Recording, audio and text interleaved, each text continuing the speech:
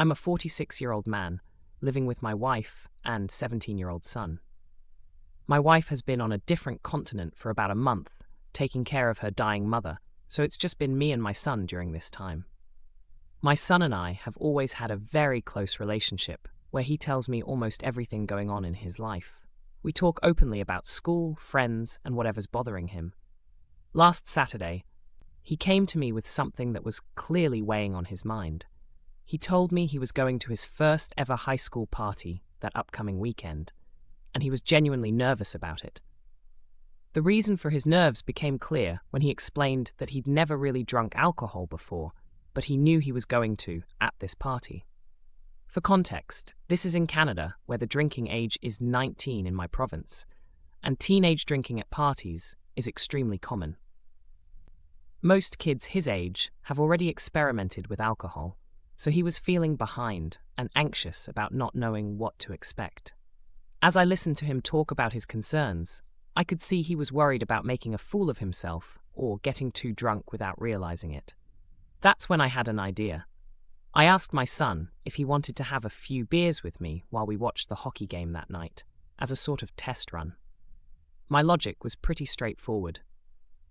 If he goes into that party with zero awareness of his alcohol tolerance, it could end very badly. Kids end up in the hospital, or worse, when they don't know their limits. I figured it would be much better for him to discover his boundaries in the safety of our home, with me there to monitor the situation. He thought about it for a moment and agreed it made sense. So that evening, we settled in to watch the game, and I opened a couple of beers. We talked throughout the night about how he was feeling as we went along. I was carefully watching his reactions and behavior with each drink.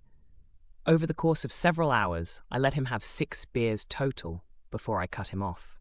He had consumed beer before on special occasions, but never more than 1 at a time, so this was definitely new territory.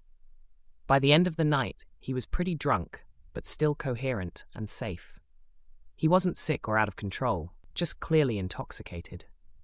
He went to bed and slept it off without any problems. The next morning, we had a really good conversation about the whole experience.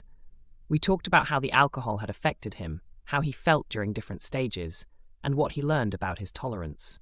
We both agreed that 6 beers was definitely too much for him, and now he knew to have significantly fewer than that at the party.